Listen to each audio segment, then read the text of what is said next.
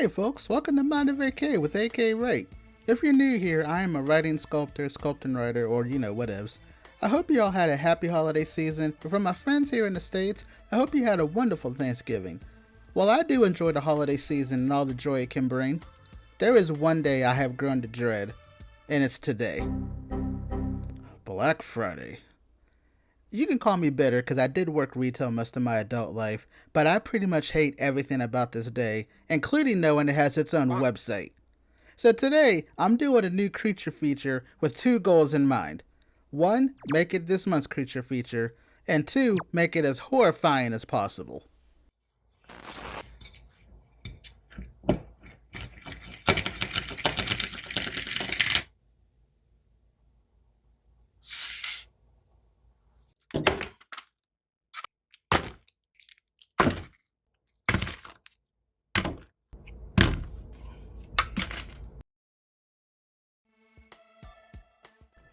Alright, time to get this week's creature feature started with our prep work. I wanted this creature to be somewhat diabolical and menacing, so I am taking 20mm glass cabochons and painting customized. I know you see two cabochons in the frame, but after I painted the one eye, the second one somehow didn't match even though they were identical somewhat, so I used an eye I previously used to substitute for it. In my opinion, as you'll see in a future shot, it does make it much more monstrous and helps with the theme that I'm hoping for. While my eyes are also drying this week, I start shaping out this creature's body, and as always, I'm using aluminum armature wire, shaping out the frame, and securing its torso and waist with thin fluoro wire before I drill all the holes in the base.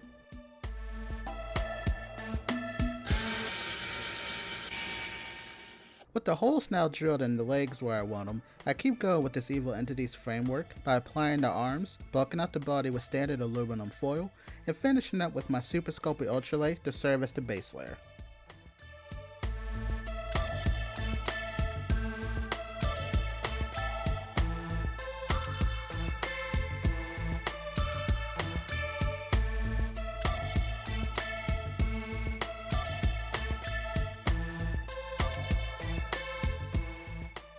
Once the body is how I want, I shape out his head using the same method.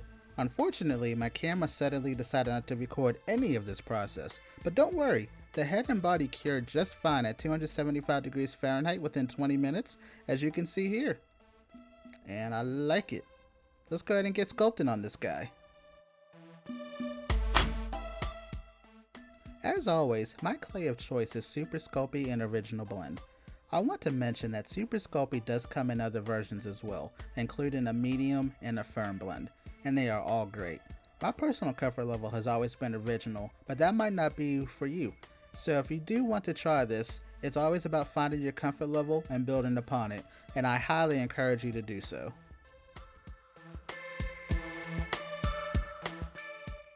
With enough clay on the body, I get to have some fun doing his head.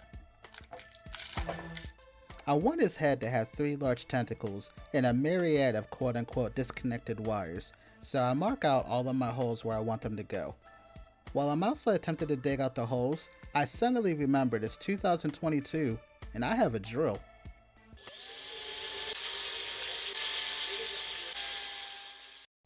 All the holes are now drilled, so I'm shaping out the wire for my 3 larger tentacles and I'm putting them in place with a few other pieces of the same gauge wire just to add dimension all over the head.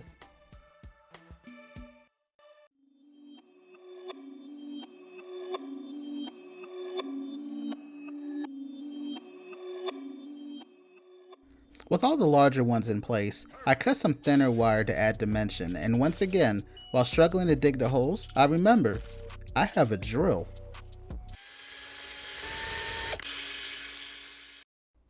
I then put the smaller wires in place before moving on to add clay all over the head. Adding clay with all the wires in place was super tedious, but at the same time, I had a lot of fun sculpting his head, and I really feel this is one of the better heads that I've sculpted and faces this year. If you happen to agree, feel free to let me know in the comments. I would really like to know how you feel about this one.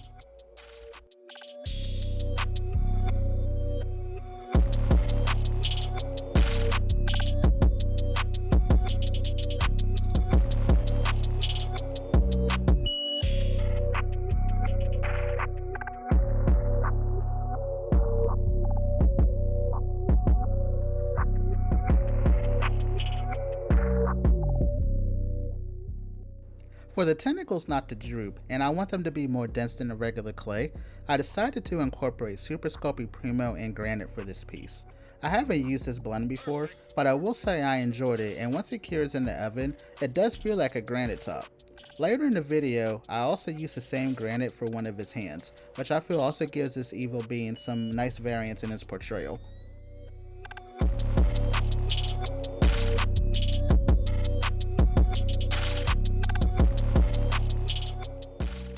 With all the granite now added, I move on to his mouth, gums, and the teeth.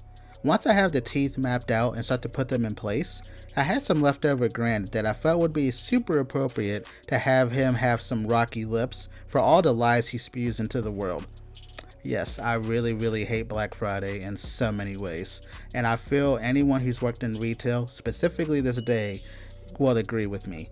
And just know, even though I don't know you, I stand united with you in my bitter hatred with this day.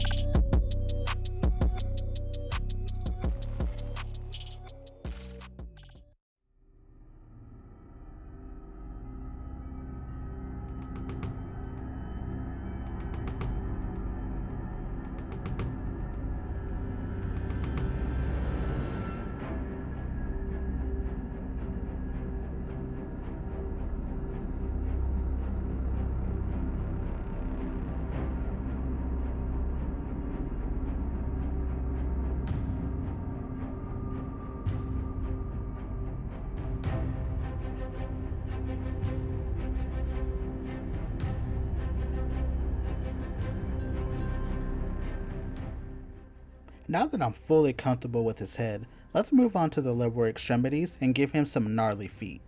My goal with the character this week is to again create something absolutely horrid, and I felt him having monstrous feet with claws would be a perfect fit. Once I had the feet on and blended in, I go to the torso area and give him a giant mouth cavity right under his chest. I imagine this creature being one that feasts upon people that utilize Black Friday very selfishly, grabbing all of the quote-unquote deals for themselves instead of focusing on their family, friends, and loved ones. I also had a bunch of leftover teeth from a few weeks ago, and I decided that I had to use all of them today on this piece because reasons.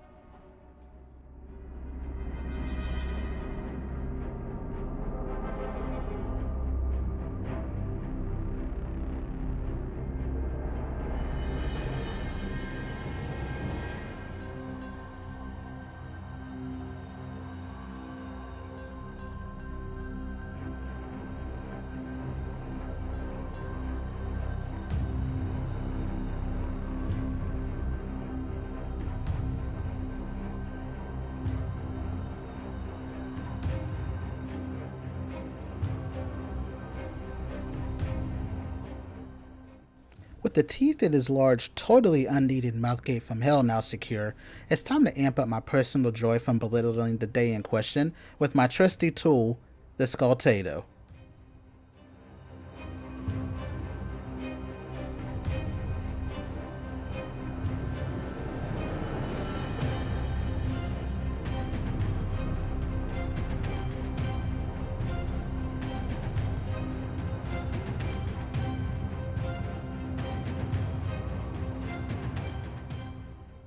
Now that the body's to my liking, I'm going to put all the arms in place. I'm shaping them out with aluminum foil, and then I'm adding a layer of ultralight on top, which I'll cure when I do the first bake. While I was also doing his body, I decided he needs a bag to hold all of his leftovers in, so I'm going to make him one. And instead of having it be just standard clay, to give it a better aesthetic, I'm going to use Fimo leather and red to make it. I'm also going to make a few small quote-unquote gifts that are going to be placed all over his body, and I'm going to bake everything all in the oven at the same time.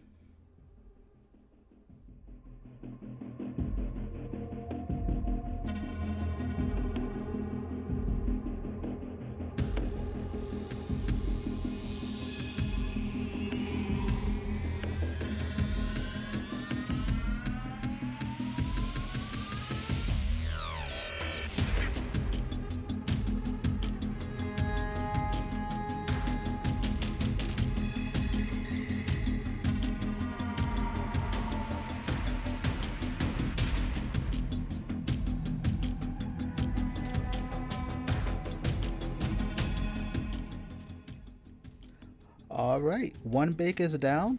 We got one to go. I'm going to finish out the arms by adding clay on top and detailing them in.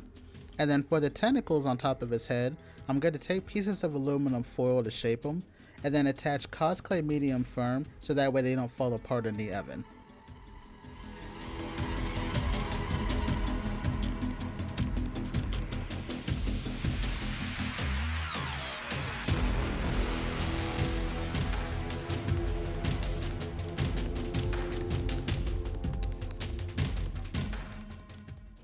Getting back to his sack, off camera I made 3 arms and a hand to add to the quote-unquote horrifying aspect. I'm going to push them into his sack to appear that it's so full from all of his goodies he collected, it's legit breaking out of the sides. To make the tears, I'm using also cosplay medium firm.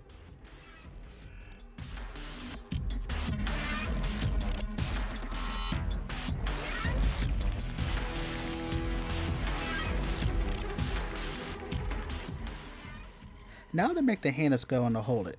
Normally when I make the hands, I will attach it to the arm and then bake everything together at the same time, even if it's holding an object. However, because of the way the hand's positioned for this one, I fear that it may either not bake fully or it would crack in the oven. So to offset that, I make the hand, attach it to the sack independently, bake it independently without it being attached to the sculpt. Then once it's cooled down and before I paint, I super glue it in place, and it looks like it was that way the entire time.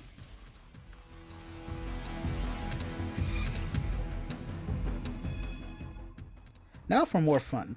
I recently watched one of Asa Clay's custom sculpture videos where he made a personification of depression, and he used miniatures that he got at local craft stores to glue them to the piece.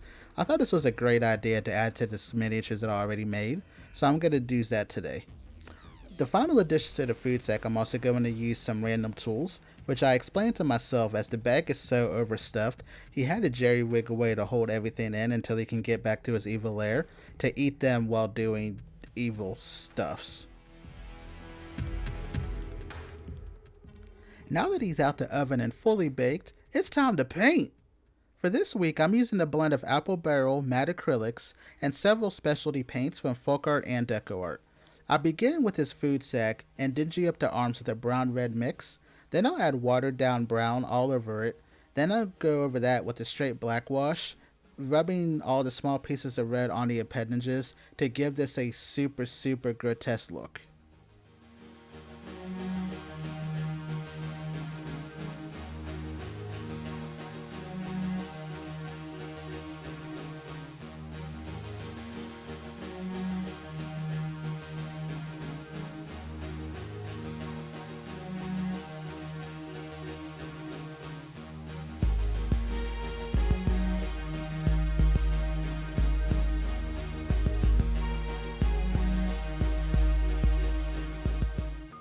Once I have that done, just as the day proclaims, his entire body, except his granite hand, gets a coat of black matte paint.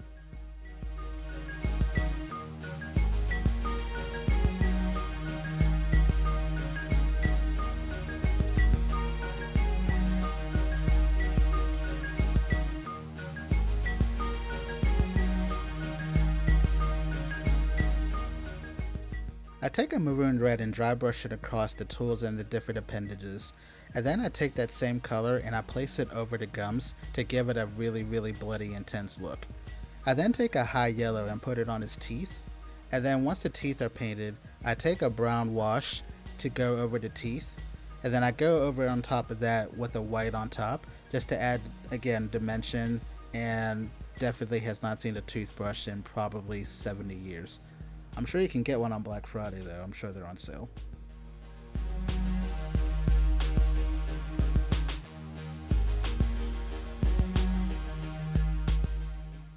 In the reverse of the standard of what I normally do, I'm going to use folk art color shift paints in gold and silver, deco art blacklight and orange, and folk art blacklight and neon red to dry brush all over his frame. Doing this gives his body a reptilian look, and under a black light, as you'll see at the end of the video, it is literally a straight up nightmare feel, which is exactly what I intended on doing.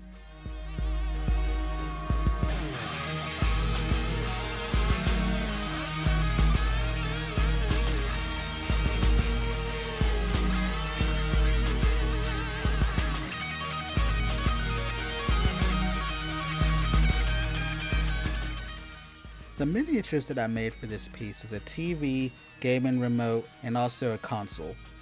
I'm going to take the TV and use top coat nail polish to give it the aesthetic that it actually looks like a mini TV. And then once that's dry, I'm going to take the time to glue all of my miniatures in place, which was a lot of fun. Like, a lot of fun.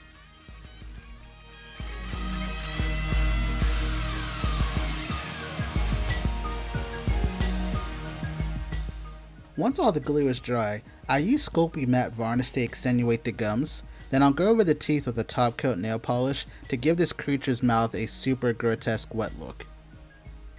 Then to further display my psychological trauma from working 3 AM Black Friday sales in the past, I'm taking varied appendages from these miniatures I got at Michael's. I'm gluing them into the cavity and dry brushing them dark red and browns to showcase our boy is not only evil, but is very neglectful of his oral hygiene.